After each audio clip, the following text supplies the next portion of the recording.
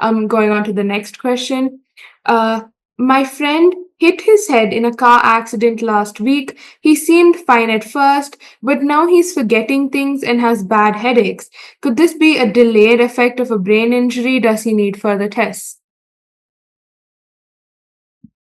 Yes, it could be a delayed effect of a head injury, and he could have gotten a little bit of a bleed from the injury that happened right at the beginning. And if he didn't feel that bad at that point, he decided to just go on with his life and then slowly started to feel worse and worse. It could be the development of a little bit of a bigger blood clot. And so, yes, if his symptoms are bad enough, he should get it checked, should often wind up getting a CAT scan of the head. And how do you know if a concussion is serious, doctor?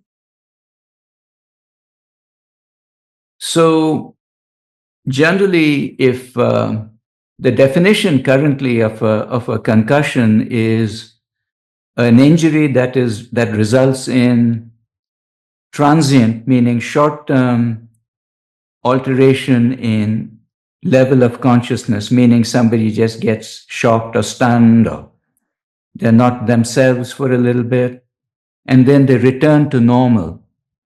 That is a concussion. So if somebody just has a head injury and they transiently blank out and they don't know what's going on, but within a few seconds or a few minutes, they come back to normal, and after that, they feel fine, they're probably okay. But if they remain confused and somewhat disoriented and not acting right, then they definitely need to be checked out. What does the usual method of treatment look like, doctor?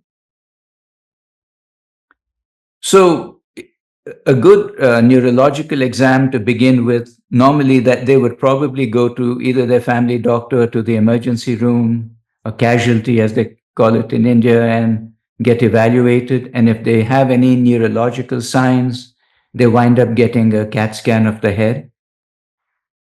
And then depending on what that shows, they might not need anything, maybe just a few days of rest.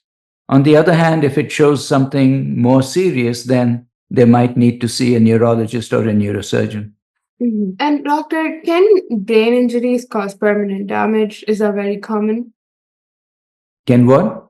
Can brain injuries cause permanent damage? Is that very common? Well, a severe brain injury can cause long-term permanent damage, yes.